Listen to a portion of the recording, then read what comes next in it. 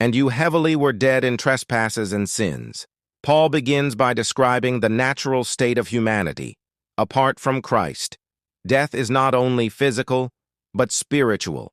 Spiritual death means separation from God and incapacity to please Him.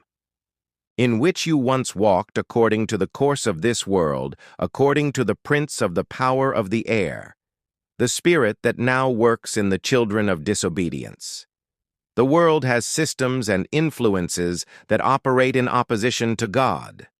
The prince of the power of the air refers to Satan, who directs human rebellion and injustice, among whom also we all once conducted ourselves in the lusts of our flesh, doing the will of the flesh and of the mind, and were by nature children of wrath. Even as others' lusts of the flesh include not only sexual sin, but all self-centered desires. The natural condition of humans without Christ is to live under the dominion of sin and wrath. But God, who is rich in mercy because of His great love, with which He loved us, even when we were dead in trespasses, made us alive together with Christ. By grace you have been saved. The word, but God is the turning point. Human death and rebellion meet divine initiative. Mercy and love are the motive power. Not human merit. Salvation is a resurrection from spiritual death, and raised us up together and made us sit together in heavenly places in Christ. Jesus. Believers are given positional heavenly authority and security. This is not symbolic. It describes our reality in the spiritual realm, where Christ reigns, that in the ages to come He might show the exceeding riches of His grace in kindness toward us in Christ Jesus. God's grace will be revealed for eternity. It is exceedingly rich, and the evidence is the kindness bestowed upon those who were once His enemies. For by grace you have been saved through faith, and that not of yourselves. It is the gift of God, not of works, lest anyone should boast. Salvation is a gift, not merit. It is received through faith, and there is no place for human pride to claim credit. It is wholly God's initiative, for we are His workmanship, created in Christ Jesus for good works, which God prepared beforehand that we should walk in them. We are God's masterpiece. Every believer is intentionally designed with purpose. Good works are the fruit, not the root of salvation. They flow from divine design. Therefore remember that you were once Gentiles in the flesh, called uncircumcision by those who are called circumcision. Exclusion from the covenants and promises of God was the status of the Gentiles.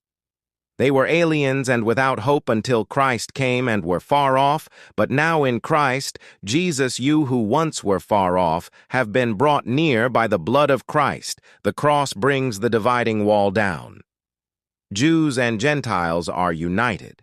Christ is both the peace and the bridge. Blood is the medium of reconciliation, for He Himself is our peace, who made both one and broke down the middle wall of partition between us. The wall is both literal and spiritual.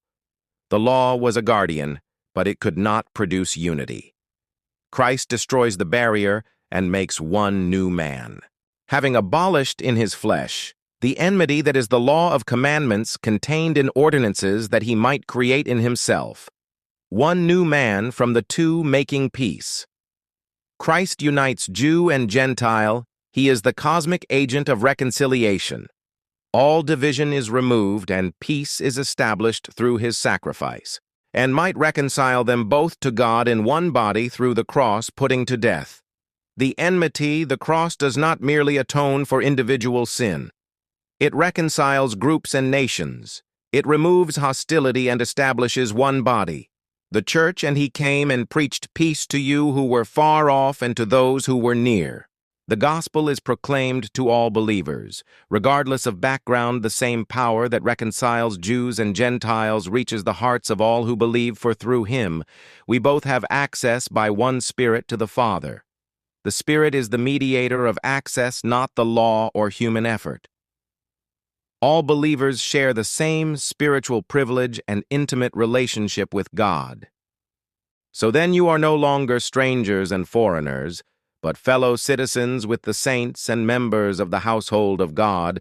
Believers are full participants in God's family. They are no longer outsiders, but co-heirs with the church, part of the living temple, and are built upon the foundation of the apostles and prophets. Jesus Christ himself being the chief cornerstone. Christ is the cornerstone, the standard of alignment.